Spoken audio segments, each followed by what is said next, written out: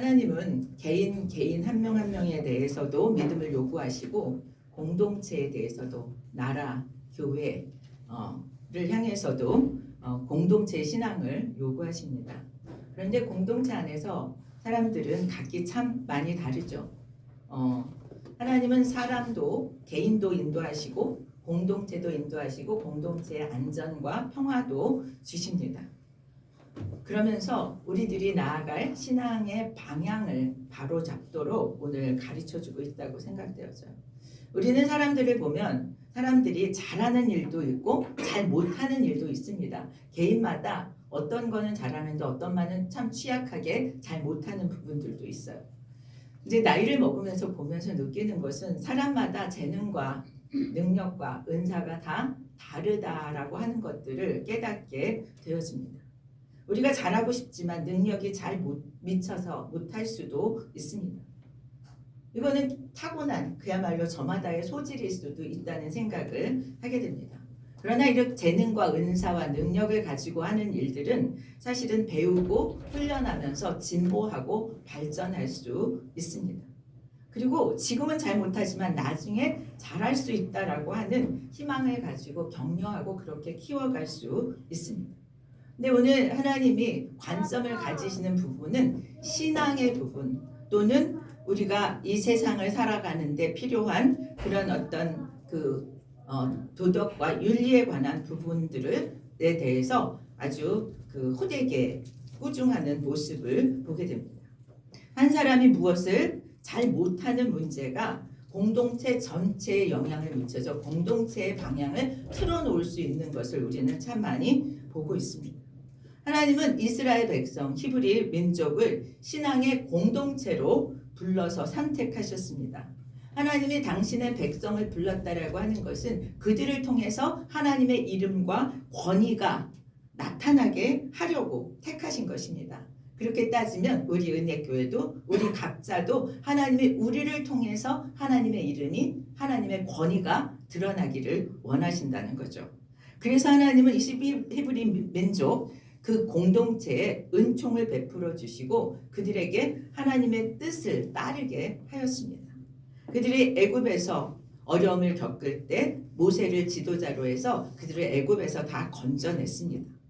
새로운 땅 가나안 땅에서 하나님을 마음껏 섬기면서 자유를 누릴 기회도 주셨습니다. 자유와 평화와 자기가 누리는 그런 것들은 그냥 얻어지지 않습니다.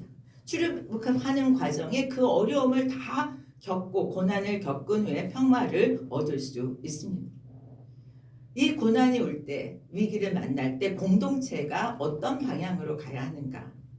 정말 모세라고 하는 지도자가 시내산에 올라가서 자기들이 생각하는 기간 내에 내려오지 않을 때 불신의 모습을 보이고 모세가 내려와서 어떤 일을 할 거에 대한 희망을 그냥 버려버리고 그리고 자기들이 원하는 방향대로 하는 것이 오늘 본문의 내용입니다.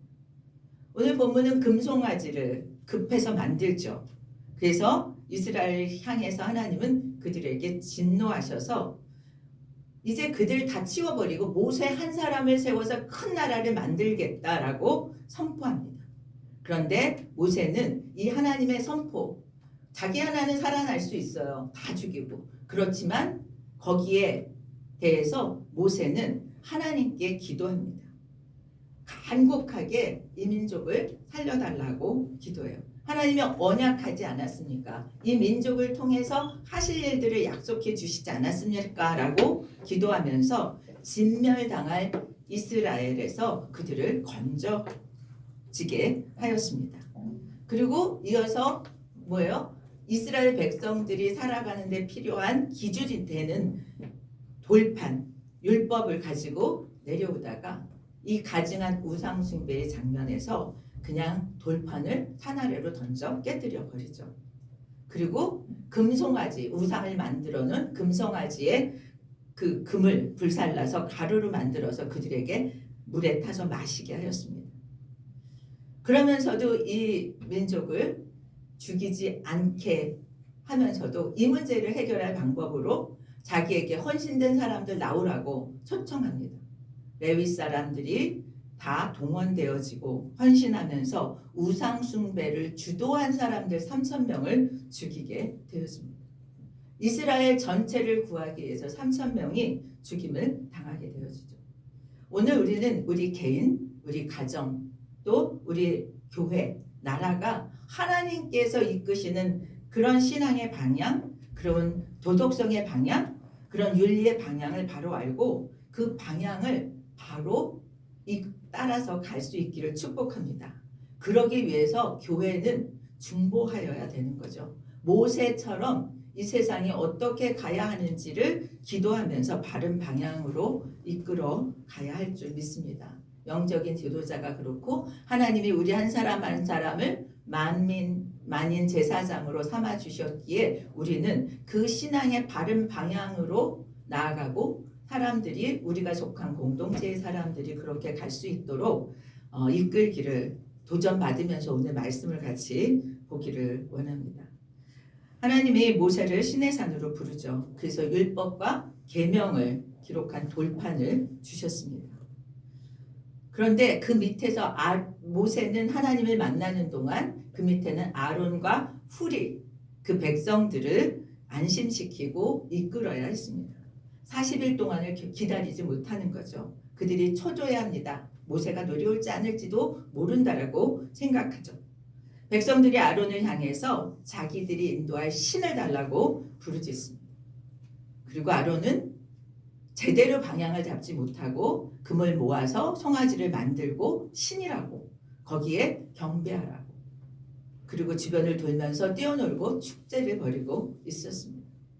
한 사람이 아론이 백성들이 그런 주장을 할 때도 아론이 그 방향을 잘 잡고 있었다면 그렇게 이스라엘 전체가 부패하고 망하는 길로 가지 않았을 거라는 것을 우리는 짐작해 볼 수 있습니다.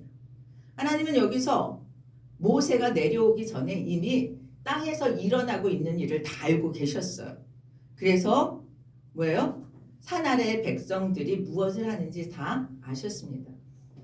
우리 금요 기도회 하면서 시편 137편 7절 8절에 어떤 말씀이 있었냐면 내가 주의 신을 떠나 어디로 가며 주의 앞에서 어디로 피하리까? 내가 하늘로 올라가도 거기 계시며 음부에 내 자리를 펼지라도 거기 계시나요? 하나님 분명히 하늘에 계시고 시내산 위에 계시고 모세를 만나고 있었지만 어디를 알고 있었어요? 산 아래에서 일어나고 있는 일들을 다 알고 계셨어요. 우리가 어디에 있든지 무엇을 하든지 하나님은 다 우리를 보고 계시고 알고 계시고 우리의 마음까지도 아시는 분입니다. 이스라엘 백성들은 얼마나 하나님의 은혜를 입었습니까? 노예에서 해방되어서 자유로운 나라를 형성하고 살 수 있게 되었습니다. 하나님 모세를 향해서 그 당시에 이스라엘 백성에 대해서 평가합니다. 뭐라고 얘기하냐면 목이 뻣뻣하다. 하나님의 은총을 경험하였어도 40일을 참지 못하고 우상을 요구하고 그것을 섬기는 그것을 보면서 하나님은 진노하실 수밖에 없습니다.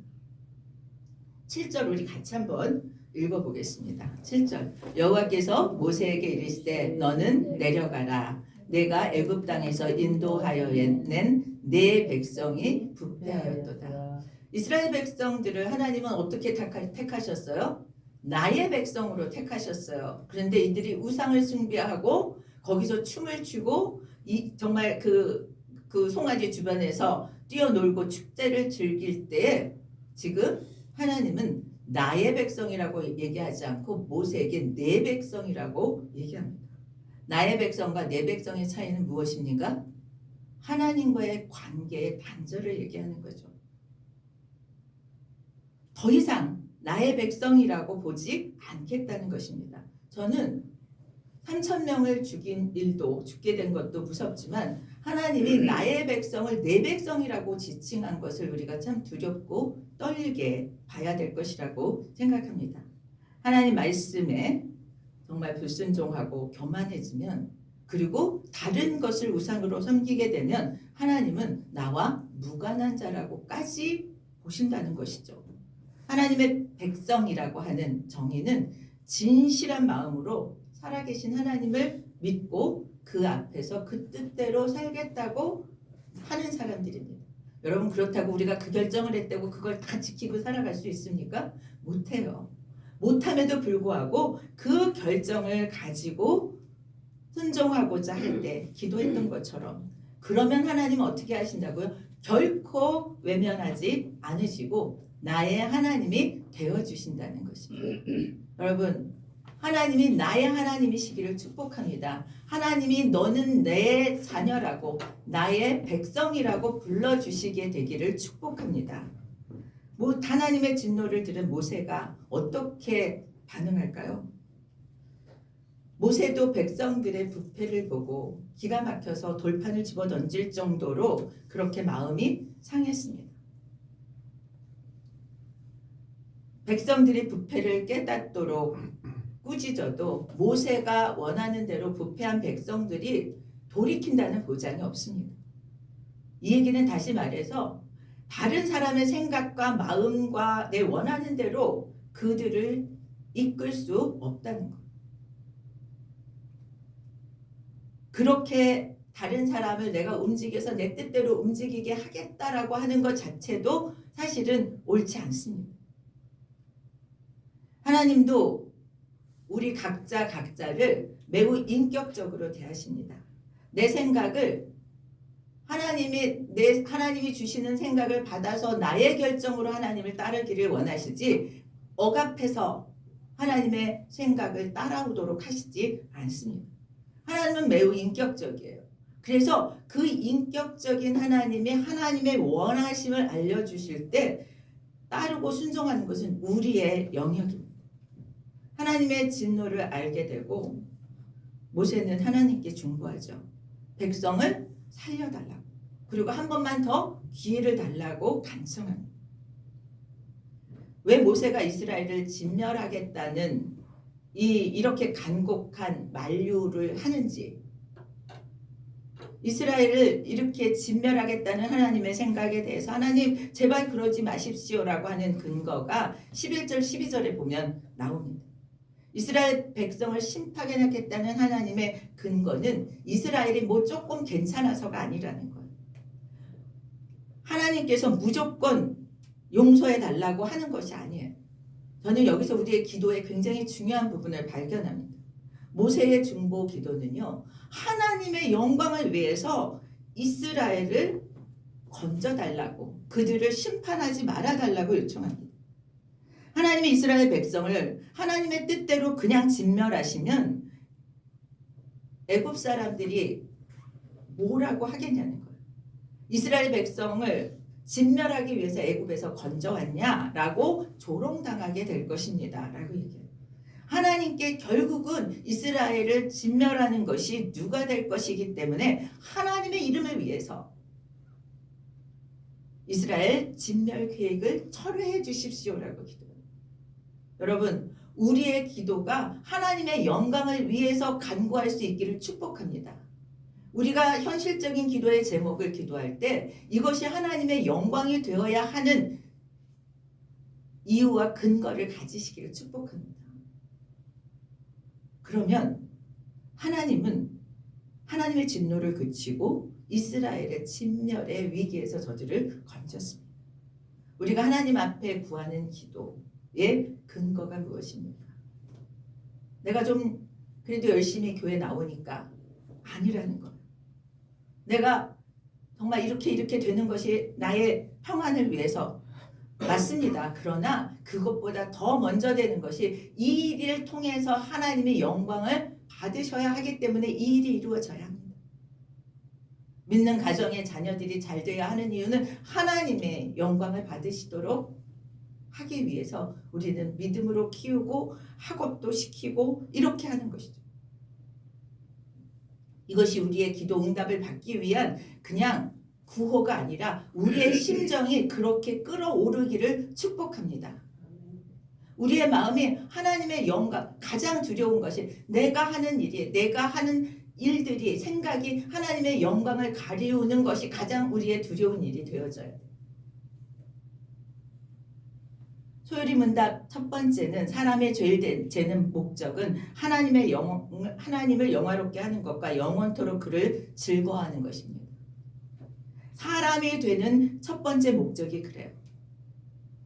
우리가 믿는 그리스도를 믿는 우리의 인생의 목적은 하나님의 영광을 위해서입니다. 하나님의 영광을 위해서 우리가 예수를 믿는다면 예수를 믿는 우리의 기도가 하나님의 영광을 위해서 기도하는 것은 너무나 마땅하다는 것. 하나님의 영광을 위해서 기도한다는 것은 세계 평화와 뭐 이렇게 거대한 제목만이 아닙니다. 거대한 제목, 열방을 위해서 지금 또 하마스와 그 이스라엘을 위해서 우리 기도해야 합니다. 그런 것만이 하나님의 영광을 위한 것이 아니에요. 그것과 더불어서 개인의 기도 제목 하나하나도 하나님의 영광을 위해서 드려질 수 있기를 축복합니다. 그런 근거와 그런 마음과 끓어오르는 마음을 가지고 기도할 때 하나님께서 우리의 기도를 들으십니다. 우리의 기도가 모세처럼 하나님의 영광을 위해서 드리는 기도라면 하나님은 우리의 기도를 들으시고 이스라엘을 진멸하시고자 했던 그 자신의 뜻을 거두셨던 것처럼 우리의 기도에도 응답하실 줄 믿습니다. 야고보서 4장 2절에 얻지 못하면 구하지 아니하며 구하여도 받지 못하면 정욕으로 쓰려고 잘못 구하기 때문이다. 이게 뭐예요? 정욕으로 쓰려고 구하는 것은 동기와 근거와 목적입니다. 우리의 기도의 제목의 그런 근거와 그런 목적이 무엇이냐는 거예요. 하나님의 영광을 위하여 구하지 않는 기도는 하나님이 응답해 주실 수 없다라고 말씀하시는 것이라고 생각되어져. 여러분, 하나님의 영광을 위해서 기도합시다. 우리가 하는 모든 일들이 잘 이루어지기를 위해서 기도하는데 그것이 하나님께 영광이 되어져야 하기 때문인 것을 우리가 가슴에서부터 끌어올라 기도할 수 있었으면 좋겠습니다. 내가 하는 지금 이 기도가 어떻게 하나님의 영광을 위할 수 있을지, 이 기도 응답이 하나님의 영광까지 어떻게 연결되어져야 할지를 깊이 묵상하면서 기도하기를 축복합니다. 다니엘서 9장 19절에는 주 자신을 위하여 하시옵소서, 주여 들으소서, 주여 용서하소서, 주여 귀를 기울이시고 행하소서, 지체하지 마옵소서. 나의 하나님이여 주 자신을 위하여 하시옵소서. 지금 자기 기도 응답해 주시고 자기 용서해 달라고 얘기하면서 당당하게 뭐라고 얘기해요? 해달라고 하면서 그것이 주 자신을 위해서 하시는 일이라고 얘기합니다. 오늘 우리에게 그런 믿음과 그러한 목적으로 기도할 수 있기를 축복합니다. 15절 16절을 보면 모세가 산에서 내려오는데 두 증거판을 들고 내려오고 거기서 그 앞뒤에 뭐예요? 글자가 새겨져 있다고 얘기해요. 오늘 성경에 읽으니까 뭐예요? 하나님께서 쓰셨다는 거예요. 왜 하나님께서 쓰셨다는 것을 강조할까요? 그 당시에 이방 민족들도요, 다 법이 있었어요. 법전이. 그런데 그들은 사람들이 만든 법전이었어요. 모세가 하나님께서 주신 율법을 받은 것은 하나님이 주신 거라는 거예요. 이것이 차이입니다. 사람들이 만든 법전을 가졌는데 이스라엘의 율법은 하나님께서 친히 기록해서 주셨다는 거예요. 여러분, 성경을 우리가 왜 중요하게 여깁니까? 기원이 어디 있기 때문이에요? 하나님께 있기 때문이에요. 하나님이 주신 말씀이기 때문에 우리는 성경이 능력이 있습니다. 다른 경전과 달리 창조주 하나님이, 역사를 주관하시는 하나님이, 미래의 세계를 심판하실 하나님이 주신 말씀이기 때문에 우리는 중요하게 여깁니다. 그리고 뭐가 달라요? 이 말씀을 듣고 순종하느냐, 믿지 않고 순종하지 않느냐의 문제가 인생의 방향을 확실하게 바꾸기 때문에 그렇습니다. 어떤 방향으로 가는 인생이 될 것인가의 결정은 여기에 달려있는 거예요. 하나님 말씀을 믿고 따르냐 안 따르냐에 따라서 우리 인생의 방향이 결정되었습니다. 이스라엘 역사 내내 하나님을 말씀을 순종하느냐 순종하지 않느냐에 따라서 흥망성쇠가 결정되었던 것을 우리는 성경을 통해서 대하게 됩니다. 우리의 자신의 모든 것이 하나님의 말씀을 어떻게 대하고 따르느냐에 달려 있음을 우리가 믿음으로 받기를 축복합니다. 하나님 말씀이 선포되는 설교, 그래서 가능한 개인의 설교자의 주관이 아닌 하나님 말씀을 그대로 정말 그 해석에서 틀림이 없이 정확하게 전달하려고 노력하는 말씀은 하나님 말씀 그대로 받아야 합니다. 설교자의 말로 받으면 내가 그 말씀을 취사 선택해요. 하나님의 말씀은 취사 선택이 아니라 내게 선포된 말씀을 받고 그 말씀대로 사는 것입니다. 하나님, 우리가 성경을 묵상하고 또 그 말씀의 인도를 받을 때 정말 조심해야 돼요. 자신의 생각으로 하나님의 말씀을 판단하는 것이 아니라 말씀을 그대로 받고 그 말씀을 살아서 말씀의 능력을 체험하는 것입니다. 저는 우리 한 사람 한 사람이 말씀을 따랐을 때 오는 그 역사를 체험했으면 좋겠습니다. 설교가 성경에 근거한 설교라면 우리는 그 말씀을 따르고 그 말씀이 우리의 삶을 이끌어 갈 수 있게 되기를 축복합니다. 당신의 말씀의 권위를 인정하고 순종하는 자에게는 하나님이 잘되는 복을 내리실 것을 약속해요. 제가 언젠가 말씀드린 적이 있습니다. 제 유언은 여호수아 1장 8절이라고. 우리 자녀들에게 잘되게 하기를 원하는데 그것은 약속으로 주신 거예요. 내가 뭘 어떻게 잘되게 도와줄 길이 없습니다. 여호수아 1장 8절이 무엇이냐면 이 율법을 이 책을 내 입에서 떠나지 말게 하며 주야로 그것을 묵상하여 그 안에 기록된 대로 다 지켜 행하라. 그리하면 내 길이 평탄하게 될 것이며 내가 형통하리라. 우리가 우리의 자녀가 평탄한 길을 가기 원하고 형통한 길을 가기를 얼마나 원합니까? 그 길을 갈 수 있도록 해주기 위해서 나의 지혜와 물질과 모든 노력을 다 하지 않습니까? 그런데 그거는 할 수 있어요. 우리가. 그런데 하나님의 약속의 말씀 여호수아 1장 8절대로만 한다면 평탄하고 형통한 길이 약속되어 있습니다.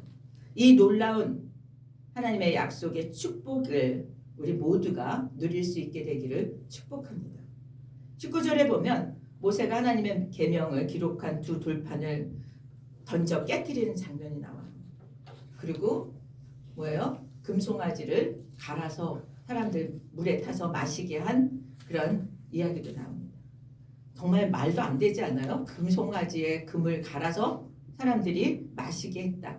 이거는 하나님이 하시는 뜻이 있어요. 너네들이 한 거 너네들이 책임져. 이런 얘기예요. 이 율법은 하나님과의 계약관계가 나와 있습니다. 이것을 깨뜨렸다는 건 무슨 뜻이냐면 계약관계가 파괴됐다는 거예요. 누가 먼저 파괴했어요? 이스라엘 백성들이 먼저 파괴했어요. 우상을 숭배하고 축제를 벌린 일이 이 언약관계를 파괴한 것입니다. 모세가 그것을 돌판을 깨뜨려서 하나님의 언약 하나님도 안 지켜도 된다 하는 그런 상징적인 행위를 했다라고 보여줍니다. 어떻게 보면 이 언약이 안 깨졌으면 어떻게 됐을까요? 하나님의 언약을 안 깨뜨리고 있었다면 어떻게 됐을까요? 언약대로 했으면요 이스라엘 백성들 다 죽어야 돼요. 하나님의 말씀 따르지 않을 때 그들에게 신명기에서 약속한 것들을 이룬다면 그대로 다 진멸되어야 돼요. 그런데 그것이 파기됨으로 오히려 그들이 진멸되지 않고 새로운 방법을 찾게 됩니다. 그것은 하나님의 긍휼이라고 볼 수 있어요. 하나님이 그들에게 긍휼을 베풀지 않으셨다면 죄악의 결과는 진멸이었다는 거죠. 여러분, 이스라엘 백성만 하나님의 긍휼을 덧입었나요? 그래서 살아남았나요? 저는 이 땅에 살아있는 모든 사람들이 다 하나님의 긍휼을 덧입은 사람이라고 생각되었습니다. 나중에 마지막에 영생에 들어가는 그 복과 관계없이 이 땅에 지금 살아있는 모든 사람은 하나님의 긍휼로 그 하나님의 심판이 다 유보된 것이에요. 자, 에레미야 애가 3장 23절에 그렇게 얘기합니다. 여호와의 인자와 긍휼이 무궁하심으로 우리가 진멸되지 아니하니이다. 이것이 아침마다 새로우니 주의 성실하심이 크시도소이다. 우리는 매일매일 긍휼함을 덧입어서 사는 줄 믿습니다. 하나님의 자비와 궁일 때문에 우리는 생존해 있는 것입니다. 우리의 생명을 유지시켜 주실 뿐만 아니라 우리를 완전히 구원하셔서 영생으로 들어가신 하나님께 우리는 날마다 그래서 감사할 수 있는 거죠. 우리가 하나님을 위해서 살 때 하나님은 우리의 삶을 더 복되게 하셔서 천국의 기쁨을 이 땅에서도 누리게 하실 줄 믿습니다.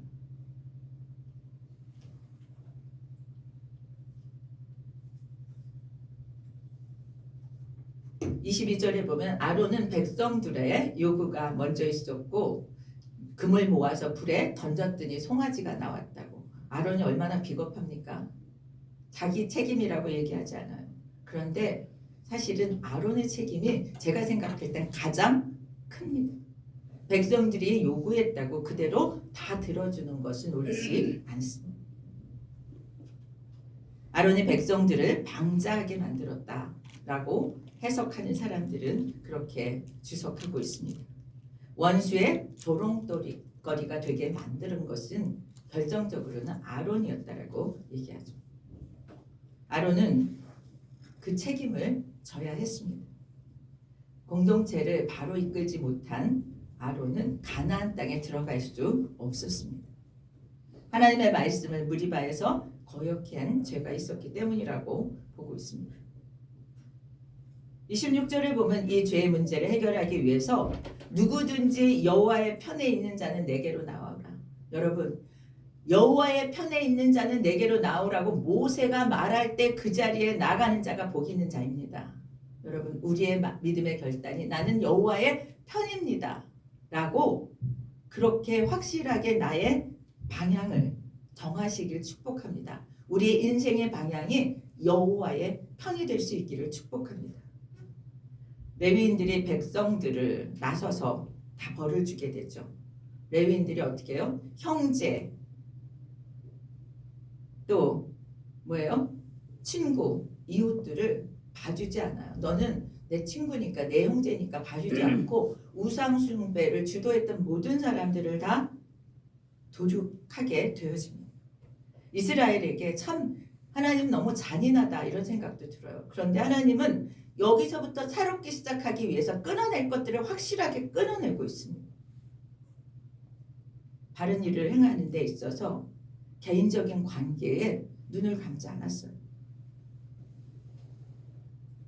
참 어려운 문제라고 생각되어집니다. 신앙을 위해서 때로는 이렇게 가까운 사람들과 결별하는 아픔까지 감수하게 했다는 거죠. 바벨론에서 돌아온 이스라엘 백성들은 어떻게 했습니까? 이방 처자를 내쫓았어요.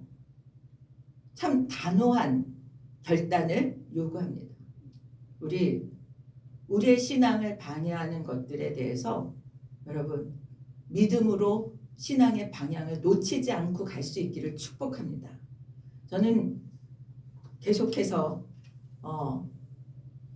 고민합니다. 아마 우리 모두의 고민일지 모르겠어요. 신앙으로 바로 나가게 할 때 정말 많이 붙잡는 것들이 있습니다. 여러분 흔들리지 않고 믿음의 방향을 힘들어도 갈 수 있기를 축복합니다. 그 길을 내가 똑바로 가게 될 때 나머지 이웃과 가족과 형제가 그 길을 같이 따라갈 수 있게 되어지고 결국은 그 구원의 역사가 일어날 것을 믿습니다. 그런 간증은 무수히 많습니다. 그런데 우리가 같이 휘청거리면 다 같이 신앙의 방향을 잃어버리고 결국은 간 곳이 정말 가지 말아야 할 곳이 되는 결과를 가져올 수도 있다는 거죠. 신앙의 결계가 필요합니다. 신앙의 결기를 우리는 보여줘야 돼요. 흔들리지 않는 믿음으로 우리가 가게 될 때 우리 주변이 변화를 받게 될 줄 믿습니다. 하나님은 우리의 신앙 방향을 바로 세우도록 오늘 말씀으로 우리에게 도전하고 있다고 생각되어집니다. 쉽게 타협할 수 있습니다. 그것이 더 쉽습니다. 그런데 믿음으로 가면 더디고 힘들지만 그 길이 열리고 저는 아프리카 그 정글들을 그 개척해서 나아갈 때 모습을 종종 상상합니다. 텔레비전에서 봤던 것을 생각해요. 그 정글 밀림 속에 어떻게 길을 내는지 보셨습니까? 큰 칼을 가지고 앞에 이만한 그런 그 숲풀들을 다 치면서 길을 내서 갑니다. 믿음의 영적인 그런 리더십을 가지고 내가 믿음의 앞길을 가야 되는 사람들은 그런 장애를 걷어내고 길을 내는 사람들입니다.